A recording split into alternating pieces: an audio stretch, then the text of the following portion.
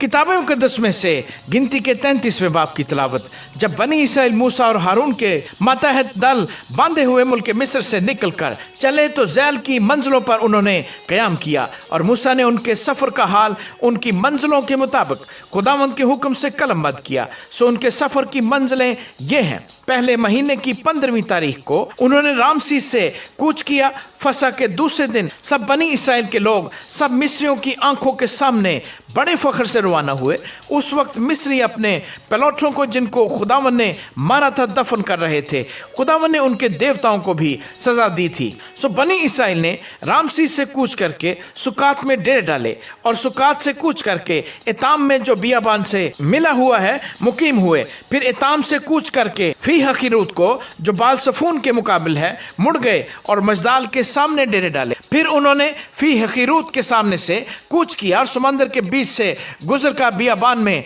दाखिल हुए और दस्ते एताम में 3 दिन की राह चलकर मारा में पड़ाव किया और मारा से कूच करके एलीम में आए और एलीम में पानी के 12 चश्मे और खजूर के 70 दरख्त थे। सो उन्होंने यहीं डेरे डाल लिए और एलीम से कूच करके उन्होंने बहरे कुलज़म के किनारे डेरे खड़े किए और बहरे कुलज़म से चलकर दस्ते साइन में खैमा जन हुए और दस्ते साइन से कूच करके दुफके में ठहरे और दुफके से रवाना होकर एलोस में मुकीम हुए और एलोस से चलकर रफीदीम में डेरे डाले। यहाँ इन लोगों को पीने के लिए पानी न मिला और रफीदीम से कूच करके दस्ते सीना में ठहरे और दस्ते सीना से चलकर कबरूत हतावा में खैमे खड़े किए और कबरूत हतावा से कूच करके हसीरात में डेरे डाले और हसीरात से कूच करके रितमा में डेरे डाले और रितमा से रवाना होकर रिमून फारस में खैमे खड़े किए और रिमून फारस से जो चले तो लिबना में जाकर मुकीम हुए और लिबना से कूच करके रईसा में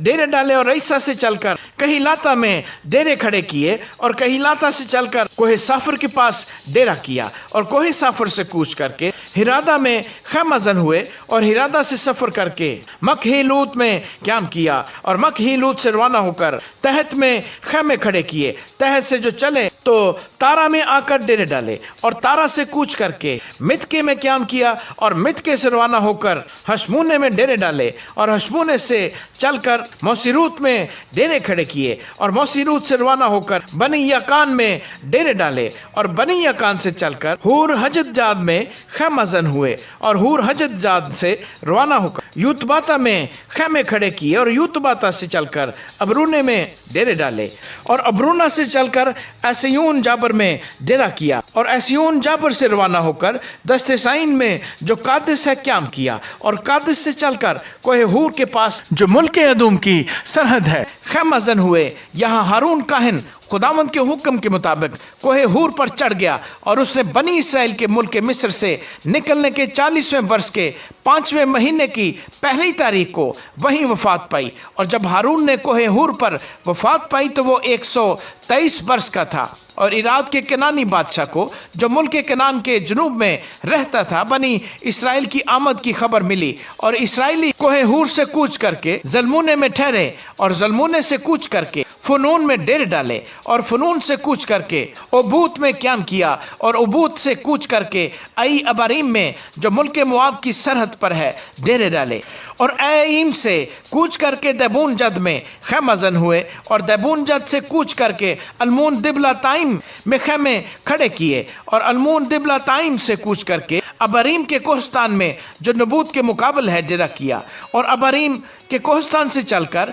मुआब के मैदानों में जो यरहू के मुकाबल यरदन के किनारे वाक़ हैं खैमाजन हुए और यरदन के किनारे बैत यसीमुत से लेकर अबील सतीम तक मुआब के मैदानों में उन्होंने डेरे डाले और खुदावन ने मुआब के मैदानों में जो यरहू के मुकाबल यरदन के किनारे वाक़ हैं मूसा से कहा कि बनी इसराइल से ये कह दे कि जब तुम यरदन को अबूर करके मुल्क के किनार में दाखिल हो तो तुम उस मुल्क के सब बाशिंदों को वहाँ से निकाल देना और उनके शबीदार पत्थरों को और उनके ढाले हुए बुतों को तोड़ डालना और उनके सब ऊंचे मकामों को मिसमार कर देना और तुम उस मुल्क पर कब्जा करके उसमें बसना, क्योंकि मैंने वो मुल्क तुमको दिया है कि तुम उसके मालिक बनो और तुम कुरा डालकर उस मुल्क को अपने घरानों में मिरास के तौर पर बांट लेना। जिस खानदान में ज़्यादा आदमी हो उसको ज़्यादा اور جس میں تھوڑے ہوں اس کو تھوڑی میراث دینا، اور جس آدمی کا کرہ جس جگہ کے لیے نکلے وہی اس کو حصے میں ملے۔